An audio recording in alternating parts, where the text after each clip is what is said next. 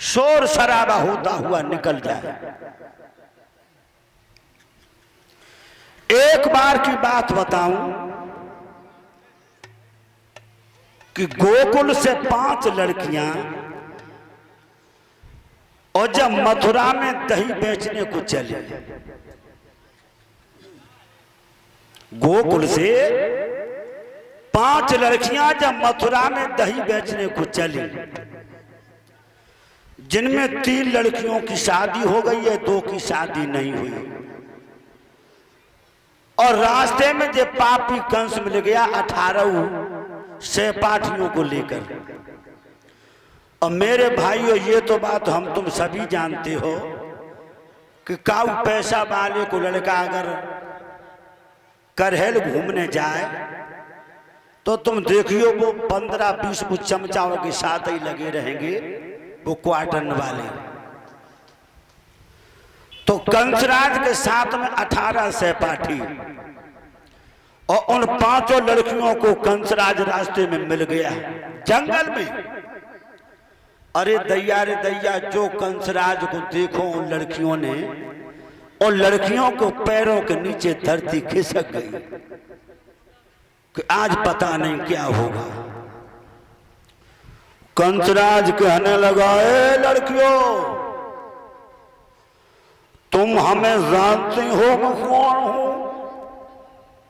एकदम से 5 लड़कियां कहने लगी, राजा साहब, मैं आपको भली भांति जानती हूं, आप महाराज युग्रसेन के युवराज महाराज कंस हैं। कंसराज कहने लगा, ठीक पहचाना। एक बात और बताओ, तुम 5 में कितनी की शादी हो गई और कितनी की शादी नहीं हुई? जो 2 लड़कियां आगे चल रही थी जिनकी शादी नहीं हुई, वो कहने लगी, राजा साहब, हमारी जो 3 बहनें पीछे आ रही हैं ना, इनकी शादी हो गई और हम 2 बहनों की अभी शादी नहीं हुई। 10 साल बात चल रही है शादी की। अच्छा, तो तुम तीनों की शादी कहाँ हुई है? तीनों लड़कियां कहने लगी, राजा साहब, मैं तीनों की शादी गोकुल में हुई है।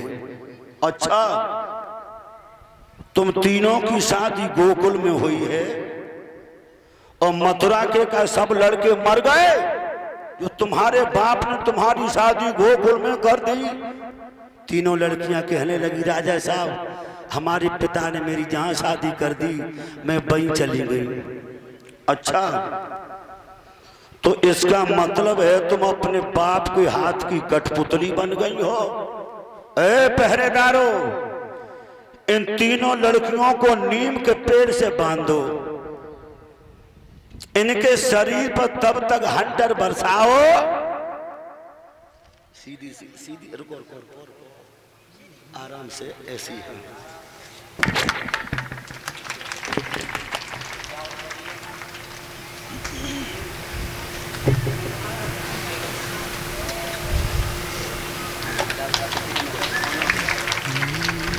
खुश रहो, खुश रहो, खुश रहो।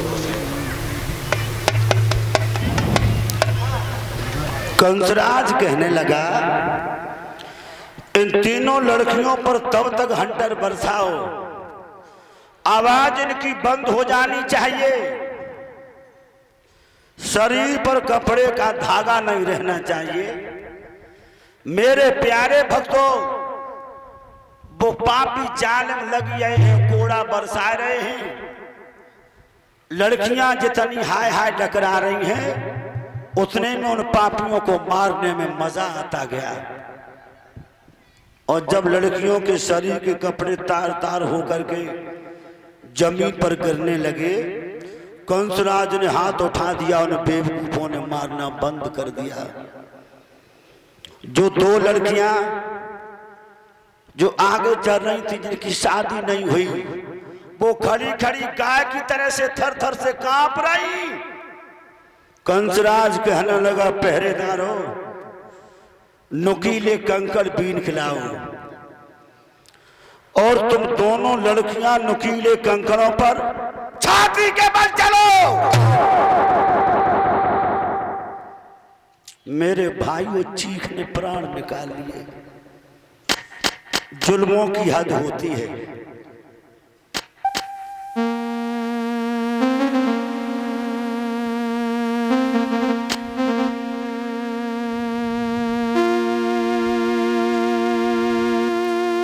बेपर्दा करके चलवाना, छाती के बल से धरती पर, जब याद दृश्य वो आता है मेरे भी आते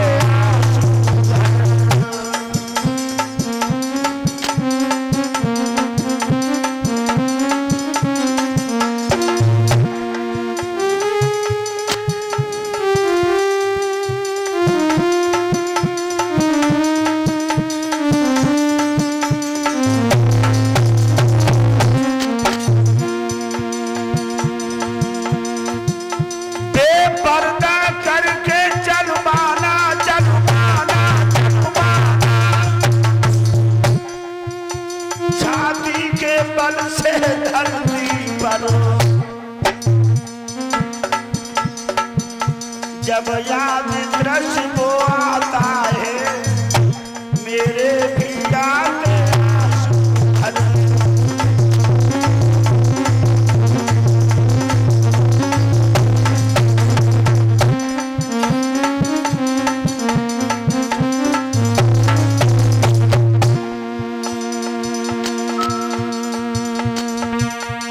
मेरे भाई एक बात और बताऊं,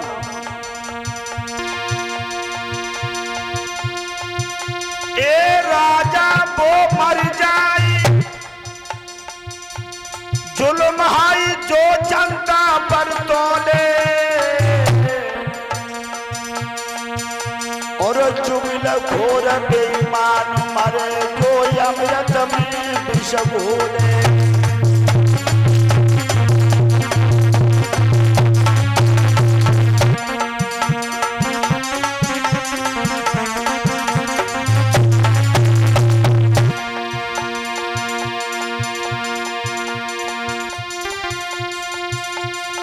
बिटिया वो मर जाए, बाप की जड़ से नाक कटावे,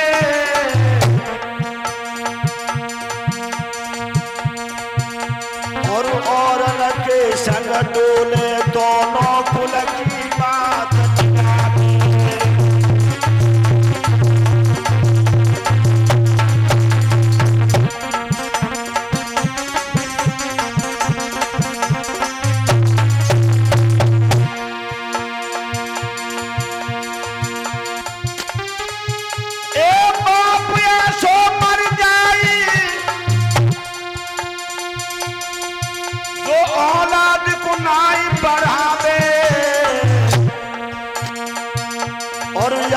नशा में मस्त रहे जो दारू रोज मनाते।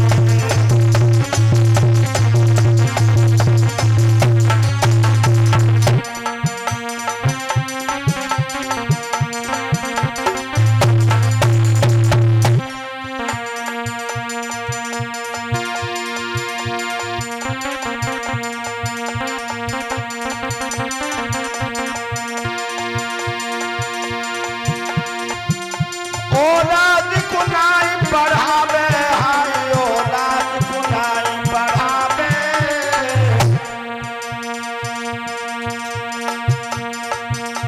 और बाप सो मर जाए बच्चन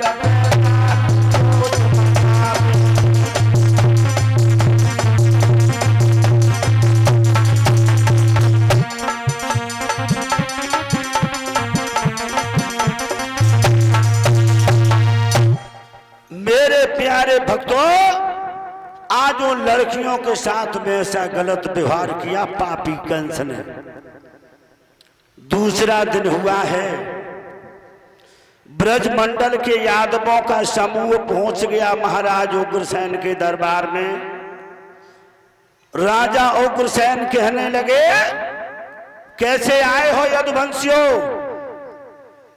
सभी यदुवंशी कहने लगे, महाराज जब शेर बन को उजाड़ देगा तो अपने आप को छुपाएगा कहां। देखिए हमारी बेटियों की हालत, क्या तुम्हारे बेटे का ये धर्म बनता है जो हमारी बेटियों के साथ इस तरीका से व्यवहार करे।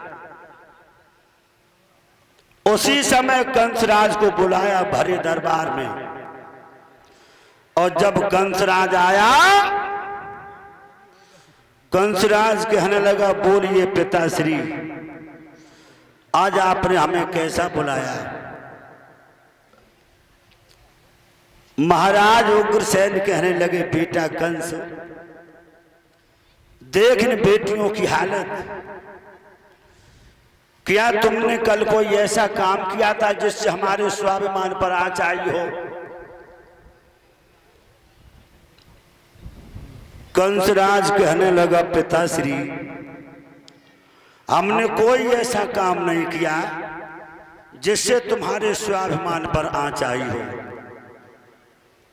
एकदम से कंसराज कहने लगा, पिताश्री, तुम नहीं जानते हो कि सत्ता संभाली कैसे जाती है। उग्रसेन कहने लगे, तू जानता है। कंसराज बोला, हाँ हम जानते हैं सत्ता संभाली कैसे जाती है। देखिए भाइयों, कंसराज अपने पिता उग्रसेन से क्या कहने लगा, पिताश्री सुनो, जो कोई किसी की ना माने तो हाल मान जाए डंडे से।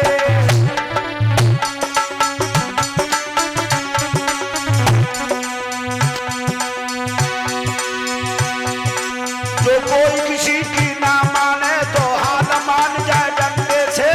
राजकुमार चतुर घोड़ी को चाल सिताबे डंडे से। 2 अंगुल की लकड़ी बकरा पाम जमावे डंडे से। कंसराज प्रजा के होश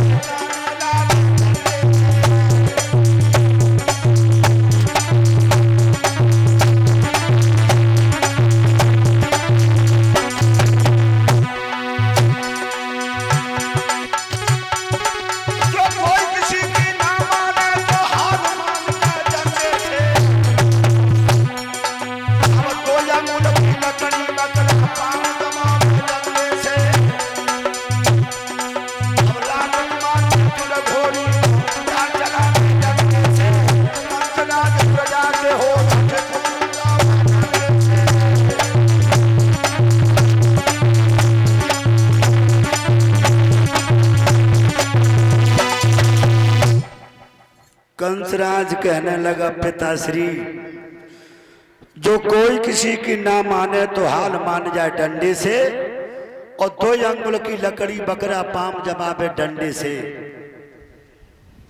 राजकुमार चतुर घोड़ी को चाल सिखावे डंडे से, और कंसराज प्रजा के होश ठिकाने लावे। इसलिए पिताश्री, सत्ता ऐसे संभाली जाती। और सुनो, अब तुम 60 साल के हो गए हो ना, 60 बरस के, और तुम्हारी अकल वाली घोड़ी भी बूढ़ी हो गई, वो भी 60 साल की हो गई। अब तुम ऐसा करो, तुम्हारा बेटा कंस बालिग हो गया है, बालिग, और तुम हमें मथुरा का तख्त दे दो, और तुम चिंता छोड़ के चिंतन करो। और अगर तुमने ऐसा नहीं किया तो भरे दरबार में तुम्हें बेइज्जत किया जाएगा, तुम्हारी सारी हड्डी पसलियां तोड़ के धूल में मिला दी जाएगी। इसलिए मथुरा का राज्य हमें दे दो। उग्रसेन समझ गए कि दुष्ट आदमी की न तो दोस्ती अच्छी है न दुश्मनी। दुष्ट आदमी की ना तो दोस्ती अच्छी है ना दुश्मनी। दुष्ट आदमी का स्वभाव होता है काले नाग की तरह। काला नाग तुम्हें डस लेगा लेकिन उसका पेट नहीं भरेगा, वो तुम्हें जरूर मार देगा। दुष्ट आदमी का स्वभाव आग की तरह से होता है। आग तुम्हारे छप्पर में लग जाएगी तुम्हारे छप्पर को जला के राख कर देगी, बाद में खुद बुझ जाएगी। उग्रसेन ने सोची हमें कंस की बात को मान लेना चाहिए। उसी समय उग्रसेन ने अपने माथे का मुकुट उतार करके अपने बेटा कंस के माथे पर रख दिया। कंसराज कहने लगा, देखिए सभा के लोगों, हमारे पिता ने हमें बुद्धिमान और चरित्रवान समझ करके अपना राजा हमें स्वीकार किया है, तो पहरेदारों हमारे पिता का श्रृंगार करो। अब सब कंस के मुंह की तरफ देखने लगे कि बाप का श्रृंगार क्या होता है। उसी समय हाथों में हथकड़ियां, पैरों में बेड़ियां डाल करके कंसराज ने अपने पिता उग्रसेन को काल कोठरी में बंद कर दिया। काल कोठरी यानी जहां 24 घंटा अंधेरो हो उसे कहते हैं काल कोठरी। अपने पिता को बंद कर दिया जेल में। अब मथुरा का राजा कंस बन गया। समझो भाइयों,